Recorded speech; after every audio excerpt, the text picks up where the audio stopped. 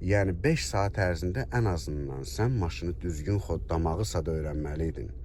Sükanı düzgün tutmağı öyrənməliydin. Çevirməyi öyrənməliydin. Əgər 5 saata bunları öyrənə bilməyəcək qədər qavramsız bir tələbəsənsə, sən 5 saat oyalanmamalıydın. İlk dərsdən sənə deyilməli idi ki, maşın sürmək sənlik deyil. Fikrimi çatdıra bilirəm, nə demək istəyirəm? Yəni bu 5 saata sən profesional sürücü olmalıydın demirəm, amma mən həmişə deyirəm, maşın sürməyi öyrənmək 5 saatlıq, 3 saatlıq, 10 saatlıq belə iş deyil, sıfırdan başlayırsansa. Amma yəni bir yerə qədərsə də nəsə bir şey öyrənməliydin. Bundan öncə sənə izah elədiklərim. Mənə tərif yağdırasan deyə demirəm. Mən bunu illərdir bu tərz izah edirəm. Səndən soruşuram.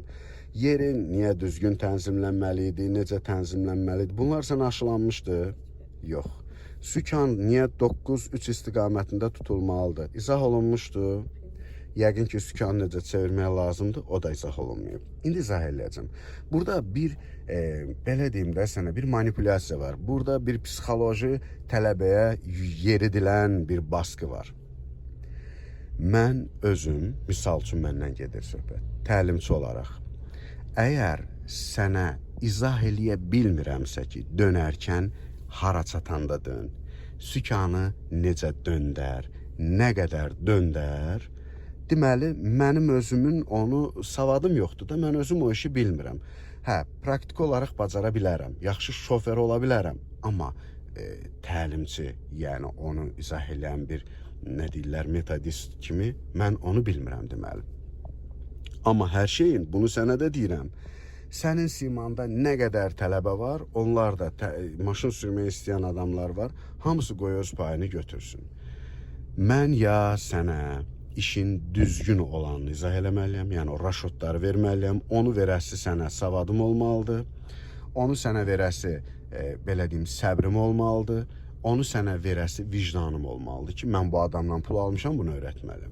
Ya da mən bunu atmalıyam birbaşa hissiyatın üzərinə ki, ay qız görmürsən yol dönür, dön də, dön. Sən deyəndə ki, müəllim, mən hara çatanda dönüm? Mən sənə avtomatik olaraq nə deyəcəm? Görmürsən yolu, sən onu hiss eləməlisən. Burada mən sənə demək istədiyim kulturunu bilsən nə oldu? Üzr istəyirəm ifadəmə görə artıq dərəcədə.